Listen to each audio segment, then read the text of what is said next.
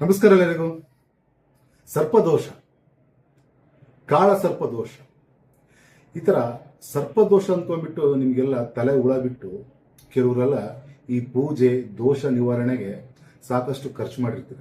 ಅದರಲ್ಲೂ ಕೂಡ ಈ ದೇವಸ್ಥಾನ, ಕುಕ್ಕೆ ಸುಬ್ರಹ್ಮಣ್ಯ, ಇನ್ನು ಬೇರೆ ಬೇರೆ ದೇವಸ್ಥಾನಗೆಲ್ಲ ಹೋಗಿ ಖರ್ಚು ಮಾಡಿ ಕಳ್ಕೊಂಡು ಇನ್ನೂ ಅದ್ರ ಬಗ್ಗೆ ನಿಮಗೆ ಸಫರ್ ಪಡ್ತಾ ಇರ್ತೀರ. ಸೊ ಈ ಥರ ಒಂದು ವಿಚಾರ ಇದ್ದಾಗ ಬಹಳ ಸುಲಭವಾಗಿ ನೀವೇ ಪರಿಹಾರ ಮಾಡ್ಕೋಬಹುದು. ದೋಷ, ಅದರಲ್ಲೂ ಹೆಚ್ಚಾಗಿ ಈಗ ಸರ್ಪದೋಷ ಅಂತೇಳಿ ಎಲ್ಲ ಕಡೆ ನಿಮಗೆ ಗೊತ್ತಿದೆ. ಇದೇ ಒಂದು ರೀತಿ ಬಿಸ್ನೆಸ್ ಆಗ್ಬಿಟ್ಟು ಸರ್ಪದೋಷ, ಆ ದೋಷ ಅಂತೇಳಿ ಈ ಥರ ಎಲ್ಲ ಖರ್ಚು ಮಾಡ್ಸೋಕ್ಕೆ ಕೆಲವರು ಕುತ್ಕೊಂಡ್ಬಿಟ್ಟಿರ್ತಾರೆ ನಿಮಗೆಲ್ಲ ತಲೆ ಬಿಟ್ಟು. ಸೊ ಈ ಥರ ಒಂದು ವಿಚಾರನ ಬಹಳ ಸುಲಭವಾಗಿ ನಾವೇ ಪರಿಹಾರನ ಮಾಡ್ಕೋಬಹುದು. ಇದಕ್ಕೆ ಏನಪ್ಪ ಅಂತಂದ್ರೆ ಬೇಕಾದ 2 ಐಟಮ್. ಒಂದು ನೀಲಗಿರಿ ಎಲೆ, ಕರ್ಪೂರ 3. ಇದನ್ನ ಶನಿವಾರ ದಿನ ಪೂಜಾ ರೂಮಲ್ಲಿ ಮಾಡಬೇಕು. ನೀಲಗಿರಿ ಎಲೆ ಬಹಳ ಪ್ರಿಯವಾದಂತಹ ರಾಹುಗೆ, ಹಾಗೆ ಕೇತುವಿನ ಅಂಶ ಕರ್ಪೂರ.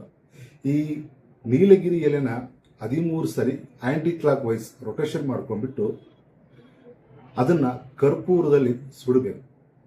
ಇದನ್ನ 8 ಶನಿವಾರ ಮಾಡೋದ್ರಿಂದ ನಿಮ್ಮಲ್ಲಿರುವಂಥ ಯಾವುದೇ ದೋಷ, ಅದರಲ್ಲೂ ಕೂಡ ಕಾಳಸರ್ಪ ದೋಷ ಇದ್ದಲ್ಲಿ ಸಂಪೂರ್ಣ ನಿವಾರಣೆಯಾಗುತ್ತದೆ. ಬಹಳ ವಿಶೇಷವಾದಂಥ ಈ ಒಂದು ತಂತ್ರ ಮಾಡಿಕೊಡಿ. ಸರ್ವೇ ಜನಂ ಸುಖಿನೋ ಭವಂತು.